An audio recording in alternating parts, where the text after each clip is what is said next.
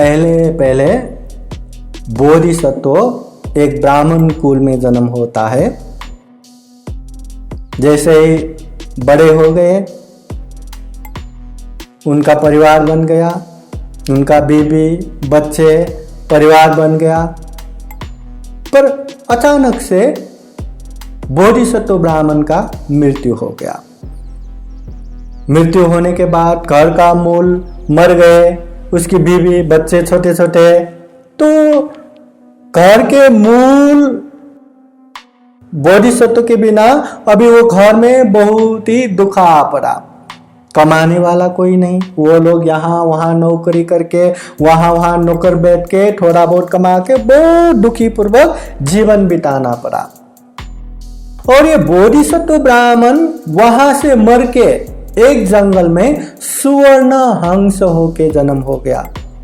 सुवर्ण हंस जैसे वो बड़ा हो गया, उसका शरीर पूरा सुवर्णमय, और उसमें एक जाति स्मरण ज्ञान भी आ गया। जाति स्मरण ज्ञान बोले तो पहले जन्म में मैं कहाँ था क्या था वो ज्ञान भी आ गया। एक दिन सुवर्ण हंस बोधिसत्व अपने आप को देख के, मैं इतना सुवर्णमय हूँ, इतना अच्छा हूँ, मैं यहाँ आने से पहले कहाँ था, ऐसे जाति स्मरण ज्ञान से सोचने लगा, विचार करने लगा। तो वो सोचते सोचते उसको मालूम होता है पहले मैं एक ब्राह्मण था, मेरा परिवार था। फिर सोचते हैं अभी वो परिवार क्या कर रहा होगा, चलो एक बार देखते। सुवर्ण हंस जंगल से पहले का अपना जो घर है वहां गए। वहां जाके वो घर को देखता है, वो परिवार को देखता है, मतलब अपनापन खुद का घर जैसा देखते हैं, परिवार को भी ऐसे ही देखते हैं। परिवार पहले तो अच्छा था, अभी उसके मरने के बाद तो इतने दुखी, इतने गरीब, कपड़ा भी ठीक से लगाने का नहीं है, खाने को भी अच्छा नहीं है।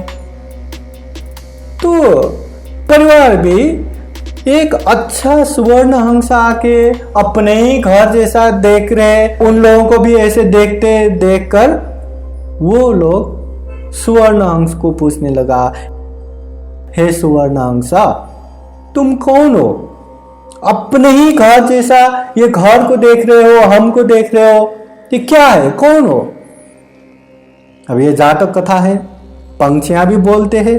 तो सुवर्ण हंस कहते हैं, मैं पहले जन्म में यही घर का मैं ब्राह्मण था, मैं इनका पति और तुम लोगों का पिता था। अभी मैं एक जंगल में सुवर्ण हंस होके जन्म हो गया। अभी क्या हालत है? तो सारा हालत सुनाते, बहुत दुखी, दरिद्र। तो वो बोधिसत्व सुवर्ण हंस कहते हैं, तो ऐसी है तो मैं कुछ मदद करना चाहता हूं, मैं कुछ उपकार करना चाहता हूं। पर कैसे उपकार करेंगे? सारे लोग कहने लगते हैं, हम इंसान और तुम पंछी, तुम करोगे भी क्या उपकार करोगे?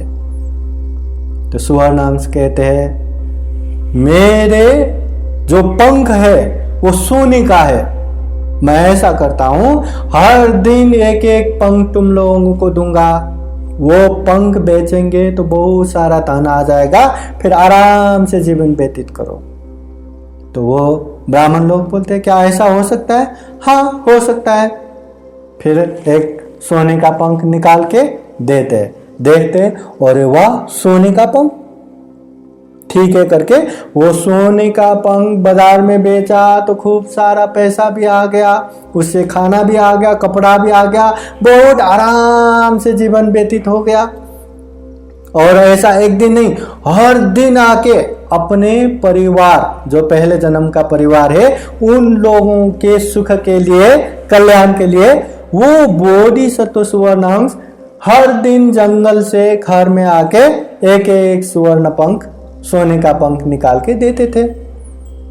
और वो सोने का पंख बेच बेच के पैसा आ गया, सारे सामान आ गया, बहुत आराम पूर्वक सुख पूर्वक जीवन बिताने लगा। अभी कहानी यहीं खत्म नहीं हुआ। एक दिन ब्राह्मणी के मन में लोभ जागते हैं, कि उनको लगा कि ये है तो एक पंछी ही, जंगल से कब तक आएगा नहीं आएगा पता नहीं, अभी हर दिन एक एक सोने का पंख मिल रहा है तो जीवन आराम से चल रहा है, अगर आना बंद हो गया तो क्या विश्वास, क्या ठिकाना। तो वो अपने बच्चों को जमा करके बोलते हैं, देखो जैसे भी हो ये स्वर्ण हंस एक पंछी है, वो कब तक आएगा, कब तक हमें ये सोने का पंख देगा हमें पता नहीं। तो हम ऐसा करते हैं, जब वो आएगा हम उसको पकड़ेंगे और सारा जो स्वर्ण पंख है हम निकाल के रखेंगे, तो हमारा जीवन भर आराम से गुजारा हो जाएगा, ठीक है ना। सारे बच्चे लोग कहते हैं नहीं नहीं ये ठीक नहीं है, हर दिन एक एक पंख तो मिल ही रहा है, क्यों ऐसा करना, नहीं ये करना ठीक नहीं है। फिर भी ब्राह्मणी नहीं मानी, उसका लोभ लालच इतना बढ़ गया कि उसने ठान लिया अभी पकड़ना ही है। तो सही में अगले दिन जैसे ही वो स्वर्ण हंस वहां आके एक सोने के पंख देने के लिए तैयार होते हैं, उसी समय ब्राह्मणी ने झपट के पकड़ लिया और पकड़ के एक एक करके सारे पंख निकाल दिया, सारा पंख। अभी ये पंख नहीं है ना, सारा पंख निकालते समय बोधिसत्व स्वर्ण हंस को इतना पीड़ा हो गया, इतना कष्ट हो गया, पूरे शरीर से रक्त धारा बहने लगे, खून बहने लगे, और सारा पंख निकालने की वजह से वो तड़पता रहा, उड़ भी नहीं पाया, एक कोने में जाके तड़प तड़प के बैठे। और इधर ब्राह्मणी ने इतना सारा वो पंख निकाला, है तो सोने का ही पंख, मगर जबरदस्ती इच्छा के बिना वो निकाला तो सारे पंख सामान्य पंख बन के रह गया, सोने का नहीं रहा। तो ये देख के ब्राह्मणी भी पश्चाताप करने लगा, अरे ये क्या हो गया, ये सोने का तो नहीं रहा, और ऊपर से उधर इतना दुख कष्ट।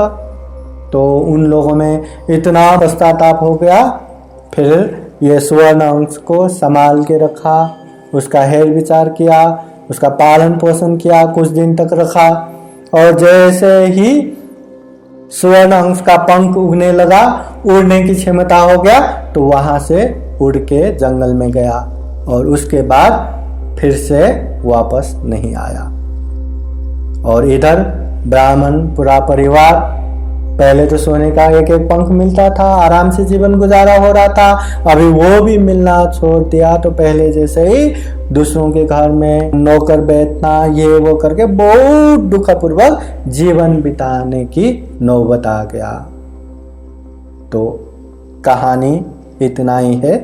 तो इससे क्या पता चलता है कि जीवन में लोभ लालच किया तो वहां पे दुख आ गया, इसलिए लोभ लालच अच्छा नहीं है, लोभ लालच को छोड़ना चाहिए, तब जीवन सुख से शांति से बीत जाएगा। ये कहानी का मोरल लेसन, नैतिक शिक्षा। साधु साधु साधु।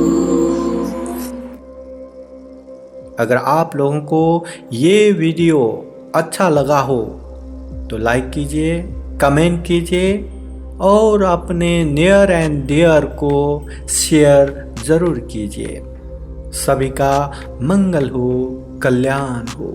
बुद्धं नमामि, बुद्ध को नमन करता हूँ।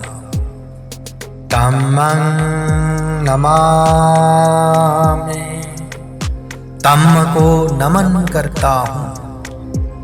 संघं नमामि, संघ को नमन करता हूँ।